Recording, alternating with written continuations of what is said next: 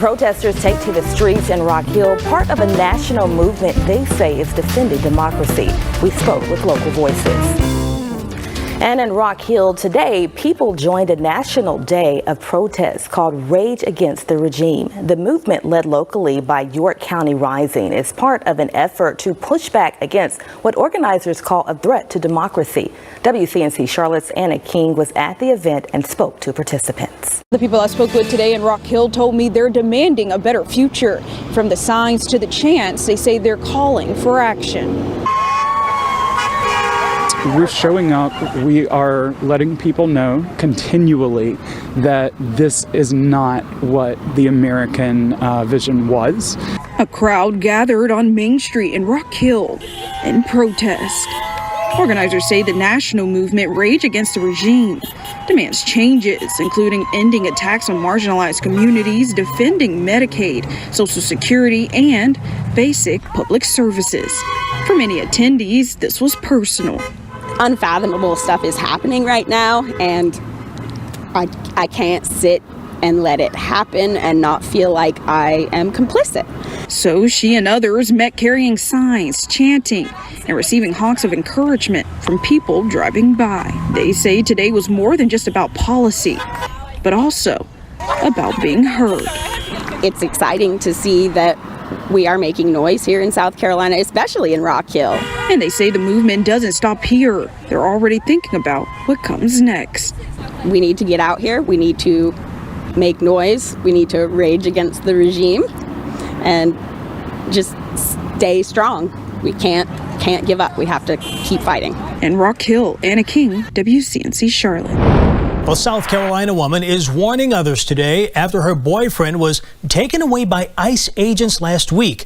The incident captured on camera. You can see Celeste Hernandez being shoved by an agent while a gun was pointed at her. Actions like this helped spark nationwide protest on Saturday. Demonstrators took to the streets for the National Day of Action. They say they're frustrated with the Trump administration and its threat to democracy and civil rights. Folks in Rock Hill organized locally a rally there. Our Marco Warwick was there.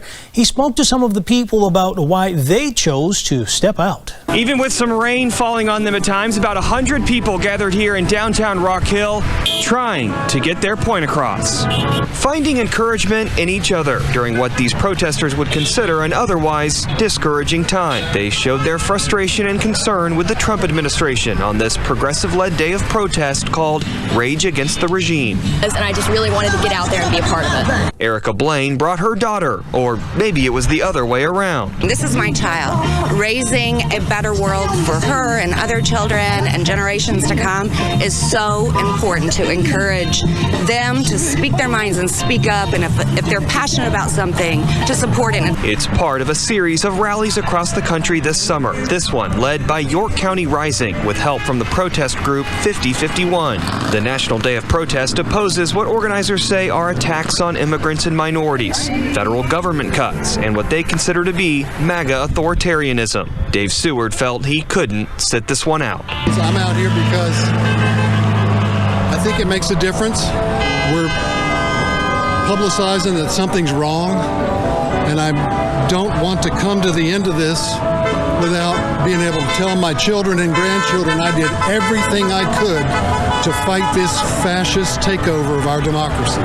York County Rising tells me it meets here in the same spot about every 2 weeks, trying to make their voices heard. In Rock Hill, Michael Warwick, WBTV, on your side.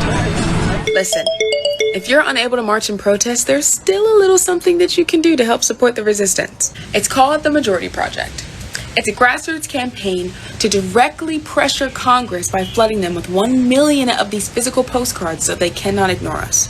Because most Americans actually support universal background checks for all gun sales, including ghost guns, trans rights, safe and legal abortion access, and paths to citizenship for current immigrants.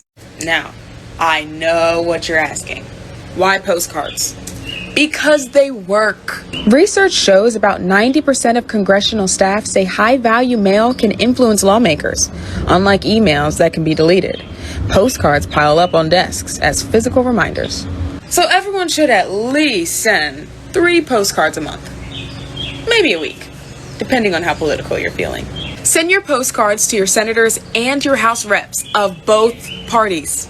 Conservatives need the pressure, and progressives need our support. And baby, joining is easy. Piece of cake. Just go to signsofjustice.com, where you can download and print your postcards for free. Or you could order some pre-printed cards from this Black-owned business. We mail in massive waves on the 1st of the month, every month, to keep that pressure on, baby. And we've already sent hundreds of thousands. So please join us. And don't forget to share this video so others can join in. And together we can remind Congress where the majority of Americans actually stand.